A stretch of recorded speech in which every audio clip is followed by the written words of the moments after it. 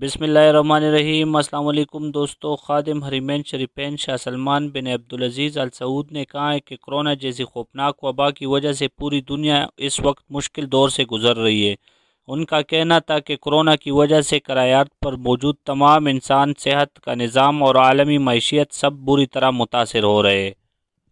شاہ سلمان نے ٹویٹر پر ایک ٹویٹ میں مزید کہا کہ ہم G20 کا ایک غیر معمولی سربراہ اجلاس منعقد کر رہے ہیں کہ ایسے اقدامات اٹھائے جائیں جو ہماری عوام کی امیدوں کو پورا کرے، ہماری حکومتوں کے کردار کو بڑھائے اور اس وبا کا مقابلہ کرنے کی ہماری کوششوں کو متحد کرے۔ انہوں نے دعا کی اللہ تعالیٰ دنیا کو اس وبا کی تباہ کاریوں سے محفوظ رکھے۔ آپ کو بتاتے چلے کہ سعودی عرب کی پریزیڈنسی برائے G20 نے اعلان کیا کہ تنظیم میں شامل رکن ملکوں کے غیر معمولی مجازی رہنماؤں کا سربراہی اجلاس آج جمعرات 26 مارچ 2020 کو خادم حرمین شریفین شاہ سلمان بن عبدالعزیز کی سربراہی میں منعقد کیا جائے گا۔ سعودی عرب کی سرکاری خبر رسائی ایجنسی کے مطابق آن لائن کانفرنس میں 20 ممالک کے سربراہان کورونا وائرس کے انسداد کے لیے مشترکہ کوششوں کی نئی راہوں پر غور کریں گے۔ اجلاس میں عالمی ادارہ صحت، بین الاقوامی مالیاتی فنڈ، عالمی بینک گروپ، اقوام متحدہ فوڈ اینڈ ایگریکلچر آرگنائزیشن، مالی استحکام بورڈ، بین الاقوامی لیبر آرگنائزیشن،